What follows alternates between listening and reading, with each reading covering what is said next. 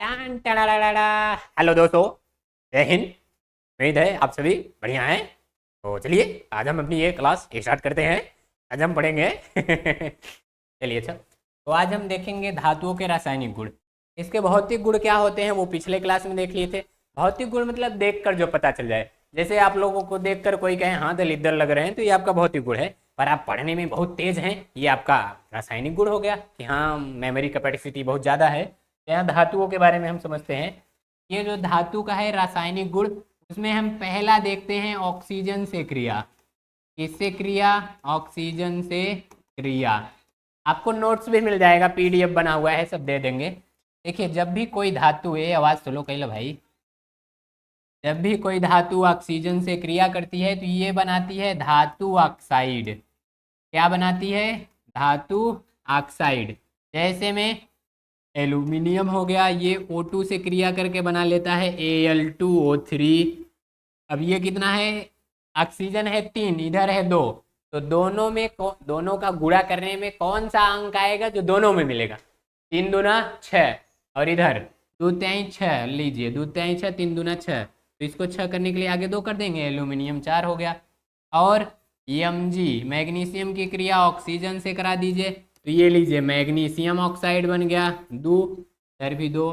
तो आप लोग जरा बताइए Fe की क्रिया O2 से कराऊंगा तो आगे क्या बनेगा? ठीक, ये है धातु से क्रिया। जैसे ही कोई धातु ऑक्सीजन से क्रिया करेगी तो क्या बनाएगी? धातु ऑक्साइड। क्लियर है? चलिए इसका आप लोग जरा देख लीजिए। देखिए यहाँ है ना वायु से क्रिया, तो वायु से क्रिया कहे ऑक्सीजन से क्रिया कहे, बात एक ये है। तो धातु देखिए ऑक्सीजन से क्रिया करके क्या बनाती है? धातु ऑक्साइड। जैसे में यहाँ दिया गया है कॉपर ऑक्साइड बना रहे हैं, कॉपर क्रिया करके एल्यूमिनियम क्रिया करके एल्यूमिनियम ऑक्साइड बना रहा है, मैग्नीशियम क्रिया करके मैग्नीशियम ऑक्साइड बना ले रहा। अब यहाँ जो धातुएं हैं ऑक्सीजन के साथ अलग अलग तरह से क्रिया दिखाती हैं। ठीक, जैसे सोडियम पोटेशियम वायु में आकस्मिक आग पकड़ लेता है सोडियम और पोटेशियम से, जिसे रोकने के लिए इन्हें केरोसिन के तेल में डुबो कर रख देते हैं ताकि आग उग ना लगे। और इधर कहाँ है जी? देखिए मैग्नीशियम, एल्युमिनियम, जिंक और ये लेड वायु के साथ धीरे धीरे क्रिया करते हैं, इन पर ऑक्साइड की परत चढ़ जाती है। आयरन, आयरन पे जब वायु की परत चढ़ जाती है तो यहाँ जो लोहा है वो भरने लगता है, संक्षारित होने लगता है, लोहे का चूरन बनने लगेगा। कहाँ पर? ये प्रज्वलित बस, चांदी, ये सब कम क्रियाशील होते हैं। चांदी सोना ऑक्सीजन से क्रिया नहीं करते। ठीक, तो अगला हम इसका समझते हैं। ये जो है दूसरा दूसरा ये जो धातु था वो किससे क्रिया किया? धातु प्लस में यहाँ जल से क्रिया, तो हेडिंग लिख लीजिएगा जल से क्रिया।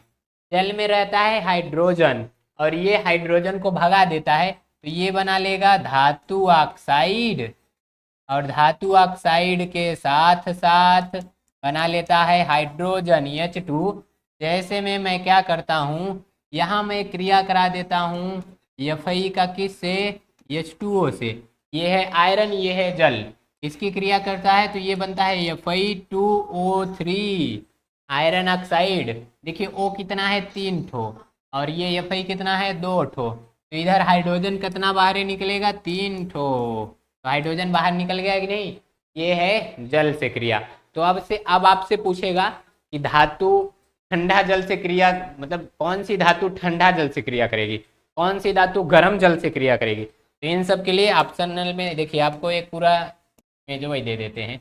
लीजिए देखिए यहाँ फ्लो चार्ट बना दिए हैं। ठीक, तो फ्लो चार्ट, बड़े हो जाओ भाई, फ्लो चार्ट ये देखिए, और बड़ा, बस चलिए इतने में तो दिखाई दे रहा होगा ना। देखिए धातु जल से क्रिया करके धातु ऑक्साइड बना लिया, और उसके बाद हाइड्रोजन, और ये धातु ऑक्साइड जल से क्रिया करके हाइड्रोजन धातु हाइड्रोक्साइड बना लेते हैं, उसको छोड़िए। ये जो धातु है इसमें से ऐसी जो धातुएं जो ठंडा जल के साथ क्रिया करें, सोडियम पोटेशियम कैल्शियम, क्या? Sodium potassium calcium. इधर ऐसी धातुएं जो केवल भाप के साथ क्रिया करती हैं, एल्यूमिनियम, आयरन और जिंक। ऐसी धातुएं जो जल के साथ क्रिया नहीं करती, तो ये हैं लेड, कॉपर और सोना, चांदी। ठीक, ऐसी धातुएं जो गर्म जल के साथ केवल मैग्नीशियम और ठंडा जल के साथ सोडियम पोटेशियम कैल्शियम, इधर कैल्शियम और मैग्नीशियम जल के साथ क्रिया करती हैं तो उस पर तैरने लगती हैं, क्योंकि हाइड्रोजन गैस के बुलबुले के साथ साथ ये चिपक जाती हैं। ठीक है। तीसरा जो है देखिए यहाँ पर किया है ना, सोडियम जल से क्रिया करके ये सोडियम हाइड्रोक्साइड बना दिया, हाइड्रोजन बना दिया, उष्मा निकाल दिया, उष्मा बाहर निकल रही, तो ये कौन सी अपक्रिया हो जाएगी, कमेंट में बताइए जरा। उष्मा बाहर निकल रही, कौन सी अपक्रिया। लास्ट में एक है देखिए, धातु का तनु अम्ल से क्रिया। जब भी कोई धातु तनु अम्ल से क्रिया करती है तो ये लवण और हाइड्रोजन बनाती है। क्या बनाती है, लवण और हाइड्रोजन। जैसे में जिंक हो गया, ये HCl से क्रिया कर ले तो ये जिंक Cl2 बनाता है और प्लस में इधर H2 बना देगा, तो ये दो ठो ले लें बस। इस तरह से यहाँ देखिए बहुत से एग्जाम्पल दिए हैं। अब चौथा, ये तीसरा था, ये क्या था, तीसरा। चौथा समझ लीजिए, ये जो धातु है ये अन्य धातु के लवण से, अन्य धातु के लवण से क्रिया कर लेती है तो उसको विस्थापित कर देती है, यानी ये विस्थापन अपक्रिया भी देती है। कौन सी, विस्थापन। इसमें जैसे में ले लीजिए CuSO4, ये किससे क्रिया कर ले, Zn से। अब Zn उससे ज़्यादा क्रियाशील है तो ये उधर जाएगा और ये हो जाएगा Zn, फिर इधर SO4 प्लस में कहाँ पर, ठीक। तो ये बना लिया ना धातु लवण, और ये धातु को बाहर निकाल दिया। बोलिए कोई दिक्कत नहीं। तो ये था धातुओं का रासायनिक गुण। अब आप जरा बताइए तो, निम्न में कौन ठंडे जल के साथ क्रिया करेगा।